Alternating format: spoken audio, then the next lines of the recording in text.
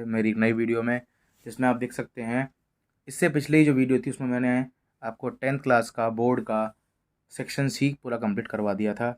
और आज मैं कराने वाला हूँ आपका इसका आखिरी सेक्शन, सेक्शन डी। देखते हैं आज इसका आखिरी सेक्शन। इसमें है फर्स्ट क्वेश्चन 20 नंबर का, right name of gas obtained on burning of coal. जब बर्निंग ऑफ कोल होती है उसमें से एक ही गैस निकलती है, उसे हम बोलते हैं CO2, C+O2। अगला है copper oxide plus hydrogen it gives copper plus water. ये वर्ड इक्वेशन है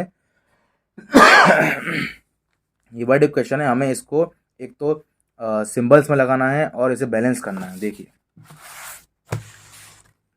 copper oxide, copper second oxide, ठीक है, और H2 इसने बनाया CO+H2O। आप देख सकते हैं कि ये हो गया है आपका रिडक्शन, इसमें लॉस ऑफ O2 है, इसमें हो गया आपका ऑक्सीडेशन, इसमें गेन ऑफ ऑक्सीजन है, और ये पहले से ही बैलेंस है। देखिए CO1 CO1, O1 O1, H2 H2, तो पहले से बैलेंस्ड है।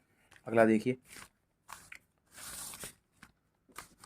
Draw the systematic equipment for exhibition of oxidation of copper into copper oxide. देखिए इस तरीके का डायग्राम बनना था। कॉपर और कॉपर ऑक्साइड, जो कॉपर होता है वो कॉपर ऑक्साइड में चेंज हो जाता है। इसका मैं आपको NCERT में डायग्राम भी दिखा देता हूँ। सेम डायग्राम है पेज नंबर 12 पे। ये जो पेज नंबर है ये NCERT जो पुरानी थी उसके बेस पे बता रहा हूँ, आप नई NCERT में भी देख सकते हैं। देखिए ये एक बाउल है, यानी कि चाइना डिश है, इसमें कॉपर का पाउडर है, ये वायर गेज है जिससे कि डायरेक्ट हीट नहीं लगती है, अगर डायरेक्ट हीट लगी तो ये फट सकता है, छटक सकता है। और ये ट्राइपॉड है जिस पे ये रखा हुआ है, और ये बर्नर है। ठीक है सर, ये इसका डायग्राम है। अगला क्वेश्चन, अगला देखिए, और में डिफाइन रिडक्शन। क्या होता है reduction? Addition of H2 and loss of O2 is called reduction. ठीक है, अगला क्वेश्चन है इसी में सेकंड नंबर का, iron plus copper sulphate, iron sulphate plus copper. हमें पता है ये डिस्प्लेसमेंट रिएक्शन है, और इसको हम देख सकते हैं कि Fe plus CuSO4, FeSO4 plus Cu। तो देखिए इसमें दोनों तरफ बैलेंस है, Fe1 SO4 का आयन SO4 का आयन, Cu पहले से ही बैलेंस है।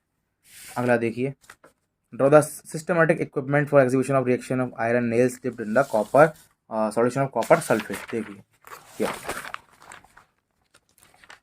ये भी आपको NCERT मिल जाएगा, मैं आपको दिखा देता हूँ।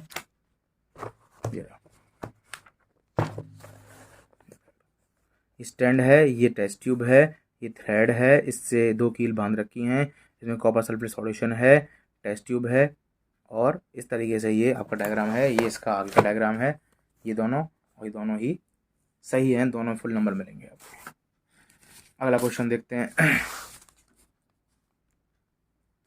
देखिए, explain the events occur during the process of photosynthesis. देखिए हमें पता है कि ये भी NCERT में दे रखा है वैसे देखिए तो। देखिए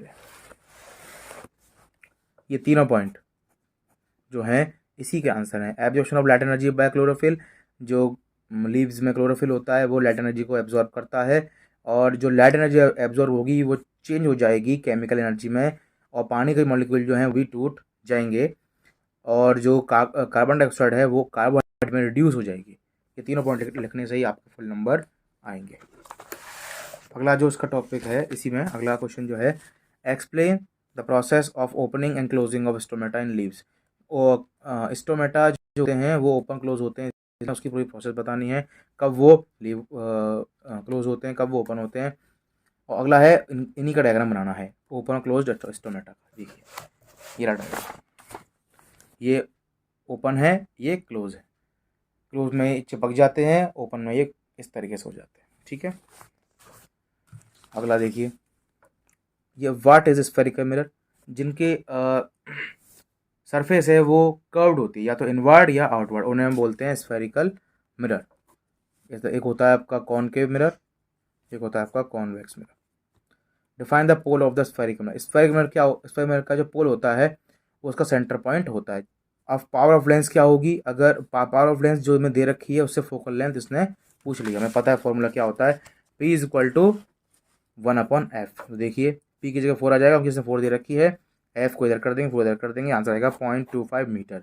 हमेशा फोकल लेंथ को मीटर में ही नापते हैं।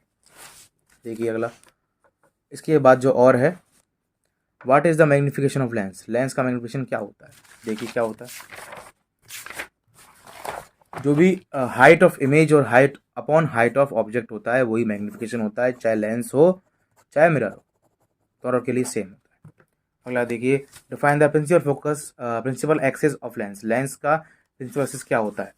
वो स्ट्रिक्ट लाइन पास होती है जो कि लेंस के सेंटर से गुजरती है, उसे हम बोलते हैं प्रिंसिपल एक्सिस।